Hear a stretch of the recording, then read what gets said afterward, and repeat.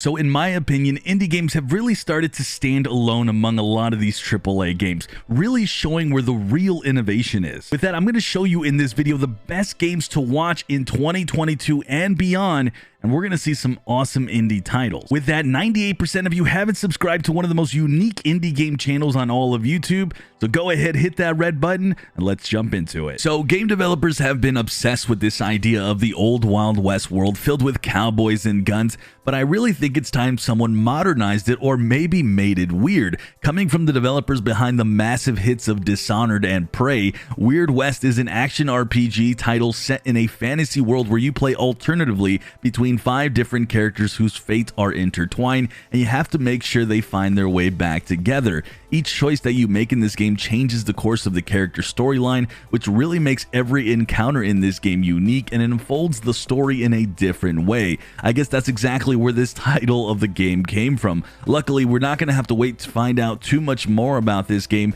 as it is set to release pretty soon in March of this year. Now, the story of the game Replaced is you play Reach, an artificial intelligence trapped in a human body against its own will, set in a cyberpunk-inspired world. The combat is a free-flow experience set in a single-player story mixed with what has to be described as potentially one, in my opinion, one of the most beautiful art styles I think I've seen in all of indie games. Replaced for me is at near the top of my list for games to watch for. The pixel art here is just absolutely top-notch. Honestly, I think I can stare and watch gameplay of this all day, mixed with an incredibly intriguing storyline. To say that I'm excited for this game would be an absolute understatement. Now, Akatori's on this list for a few reasons. The blend of fast action, smooth animations, full-blown Metroidvania, plus the obviously pixel goodness, it's really blending in a lot of really extremely exciting things. Now here you play as Mako, set to save the world, and you can gracefully switch between 2 parallel dimensions to accomplish your goals. So there's like this unique mechanic of this 2D platformer, and then the ability to just kind of shift all of it. What really stands out to me though is Mako using her trusty weapon,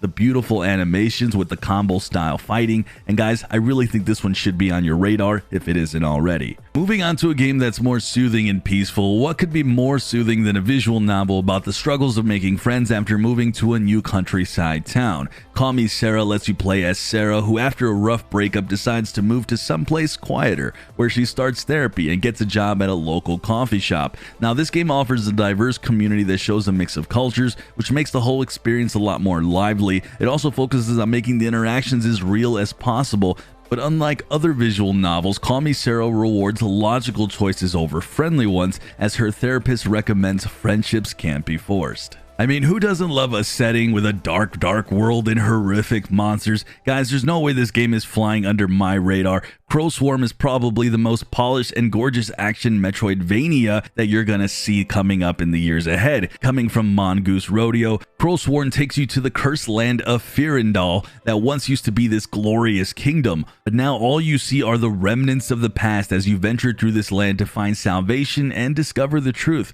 Looking at the early gameplay footage, I can really tell this title is definitely going to be ranked up there, maybe even up there with Hollow Knight, and this is a game absolutely worth checking out once it releases. A Spark in the Dark, and this one might be one of the most anticipated on this list. It's featuring a dark dungeon crawling Souls-like, a roguelike type of experience with permadeath, 5 heroes to choose from, and many things to uncover in the ancient dungeon. The game has procedural generation, so each time you'll get a new dungeon with new monsters, equipment, stats, and even loot. The combat to me looks very precise, very purposeful, and of course very Souls-like, and you'll of course be exploring and covering secrets. Leveling and even trying to survive will definitely be key. There's no official date for this one, but it does have a demo on the Steam store, so we'll definitely keep an eye out on this one. Now, I can't think of a more innovative turn-based strategy game than Inculinati. This game literally lets you find battles on medieval manuscripts with historical characters and their supernatural powers. From the destructive catapults with fireballs to rabbits' bums, everything is fair in this ancient war. Inculinati is a unique combination of turn-based combat filled to the brim with hilarious puns. If you guys are looking for a good laugh or two while actually enjoying the gameplay, I think this is a title for you.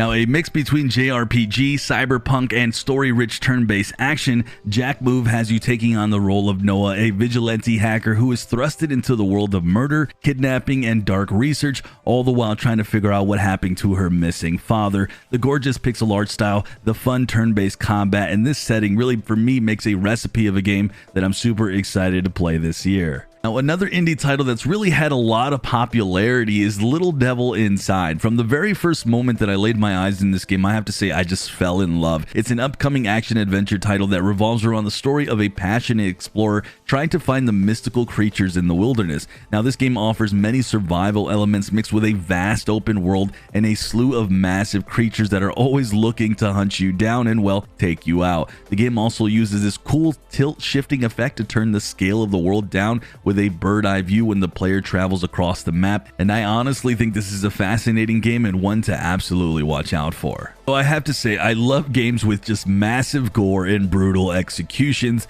and I think this list is definitely in need of a game just like that, and it's going to be Midnight Fight Express. It's a 2D top-down action combat game with the old-school brawler experience, where every move your character makes is accurately motion captured. And speaking of moves, you can use anything from punches, kicks, throws, objects, or just blaze your way through enemies with guns. Now, as you progress through the game, you can unlock new moves, cool looking cosmetics, and even new weapons to aid in your journey. Midnight Fight Express is expected to release sometime in the summer of 2022. Now, Moodra is a game that immediately I describe as if Metroid and the Alien franchise decided to have a baby. You can tell the game is heavily inspired by the Metroid franchise as you play as an alien soldier set to investigate the incidents on a planet, but you end up getting separated from your squad and you end up digging deeper into this unknown. This fast-paced combat, somewhat unique visuals, character upgrade system, and boss fights, guys, I think is a blend of awesomeness, and it's why this game is making near the top list for an indie game to watch out for, but we might not see it until 2023. Either way, I'm definitely anticipating this one. Now, certainly a different game on this list, and not even a genre I typically feature often. Norco is a point-and-click cinematic pixel art story-rich game that brings you into a sci-fi world where your brother Blake has gone missing after your mother's death. You hope to find him throughout New Orleans. It's really a fascinating game that has you solving puzzles, infiltrating cults, and taking on a unique adventure, and one I'm absolutely happy adding to this list.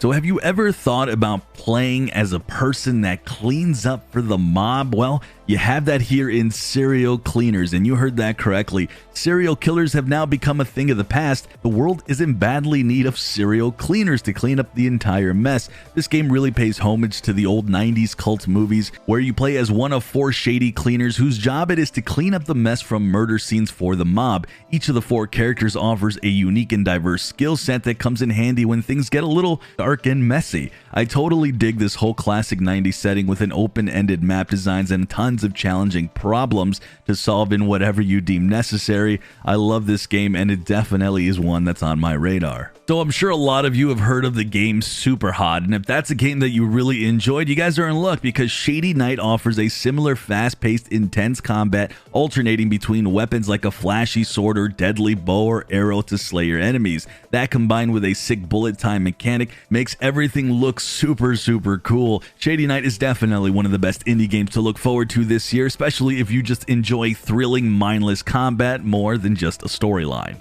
Now, you might be familiar with the game Sons of Valhalla, as it's absolutely inspired by the game Kingdom, but in Sons of Valhalla, you're going to be playing the role of a Viking Jarl's son Thorold, who is leaving England to save the love of his life after his village was burned down and his father was killed. That's pretty heavy, but in Sons of Valhalla, you're going to be getting this awesome mix of action battles with real-time strategy. Meanwhile, you're building up your fortresses and building up that steady flow for your army. I think this game has a crap ton of potential. The pixel art here to me is gorgeous, and personally, guys, I'm really excited to dive into this one. Now, honestly, I think one of the biggest indie titles, if not the very biggest on this list, is this game because of how much mainstream appeal this one has. Stray is a game that puts you in the cute little paws of a cat as you explore the perils of the modern world. The game is set in a fictional sci-fi city filled with robots where you have to untangle the ancient mystery to find your way back to your lost family. I love the story, I love the presentation of this game, and it really makes you feel really connected to the poor soul and the struggle that she faces in this world.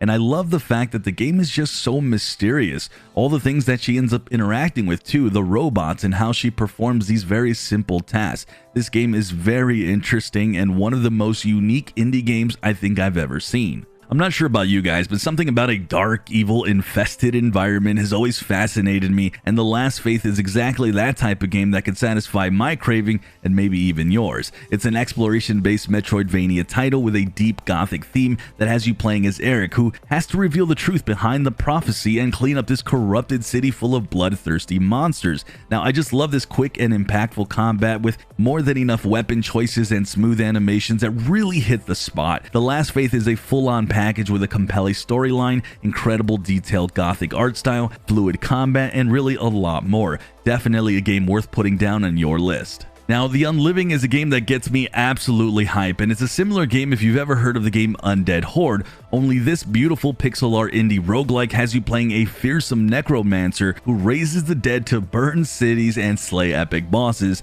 The cool thing here is when you kill these silly humans, you can raise them up as your own army, and you just continue this loop as you destroy the world and become completely evil. But I have to say the art style is gorgeous, and seeing so many enemies and characters on the screen is just epic. The gameplay looks fantastic and even chaotic in a good way. The game itself just seems like a great one to dive into and have fun for a while. If you haven't had The Unliving in your radar, I think now's that time. Now, Thymesia is an incredibly detailed action RPG title set in an eerie, dark environment straight really out of a Hollywood movie. Everything from fast-paced and super intense combat to cool-looking visual effects is just spot on in this game. Indie games like this one are the ones to really showcase the potential of indie developers. Now, the combat is definitely where the game shines the brightest, and it seems you have to be your absolute best to beat or parry those quick attacks, otherwise you're just gonna die. Thymesia doesn't have a fixed release date just yet, but I'm hoping it will be coming out later this year. You definitely want to stay tuned for this one. Now, Tunic's been around for a while in early access, and gamers have been really liking this game. I've been following this one for quite some time now, and I'm super thrilled that the developers have finally announced a release date, and it's not too far from now. Everything about this game, from the cute visuals to real-time combat to the compelling story, has been absolutely mesmerizing. I also love how the developers have created the sense of mystery in the game, using ancient runes, symbols, and structures around the world for players to stay fascinated and really keeping intrigued with the story and the world. I'm excited for this one and can't wait to see this one this year. Wizard with a Gun is an online cooperative sandbox survival action roguelike set in a magical wilderness with dangerous creatures and arcane mysteries. You can play this solo or with friends. You'll be collecting, you'll be crafting, outfitting your wizard however you want. The game does feature randomly generated biomes, magical weapon crafting, and enchanted ammunition for your arsenal of guns. Honestly, here, this gameplay looks super fast, super fluid, and super good. I'm excited for this one, and it's near the top of my list as it releases sometime in 2022. I certainly wanted to save the best for last, and that comes in the form of Cult of Lamb. Right away, to me, this story is fascinating. You play as a possessed lamb saved from annihilation by a stranger, only you must repay the debt by building a loyal following in his name. You start your own cult, you lead your flock of loyal worshippers, and your goal is to collect resources to build new structures, perform dark arts, and lead your people, all the while destroying any non-believers. The visuals, the game's theme, to me are all top-notch. The gameplay looks excellent. This is easily my very most anticipated roguelike of 2022. So Have a Nice Death is a 2D action roguelike where you play as overworked Death, whose employees have run rampant. Now you'll have to grab your scythe and show them who's boss. Immediately, what draws me to this game is the art style, kind of like that bland color in the background, but the colorful attacks really make the game pop. The game is procedurally generated, the combat is very fast paced. What's different here is that your death itself, you can't die, but you'll learn from each encounter, you'll get a grade afterwards, and then you'll repeat after each run to unlock more things that'll help you progress through your playthrough. This one is set to release on March 8th in early access. Now guys, one of my favorite indie games of the past few years has been the game called Far Lone Sails. And I'm being completely honest with you when I say this, I hate puzzle games. Yet when I played Lone Sails, I was blown away by what was some of the most clever puzzles, beautiful visuals, and atmospheric experience I got with the game. Far Changing Tides is the new one, bringing in that sequel with new environments, new puzzles, new ship mechanics, and even deeper challenges. If a game like this can convert someone like myself to a big fan of a franchise that features fully puzzles, and guys, I hate puzzles, what does that tell you about this series? This is a must for me to play, though I will say the last game was far too short and I finished it in just mere hours. I'm really hoping this one brings a little bit of a longer adventure. Now, probably one of the few indie games that is pretty universally known and almost treated like a AAA title in terms of just pure anticipation, you can't afford to miss out on Hollow Knight Silksong. And as we know, Hollow Knight literally defined the Metroidvania genre, and I can't be more excited to tell you that the next line and sequel here to this awesome title is already on its way. Hollow Knight Silksong holds the same charming look, and of course, our beloved Hollow Knight Hornet Queen seems to come packed with some cool new tricks. The game also features a new kingdom that goes through mossy grottos to coral forests to misted moors, where you have to fight against a slew of challenging enemies from assassins to kings. The graphics, as usual, guys, look exceptionally gorgeous, especially with all the cool visual effects. I have high hopes for this sequel. I'm sure you guys do as well. We'll just have to wait for that release date, but man, this is the game, the absolute #1 game to watch for here in the coming months and years ahead. With that, guys, if you want more suggestions of amazing roguelike games to come out this year, click this video up here and make sure you're subscribed by hitting that notification bell.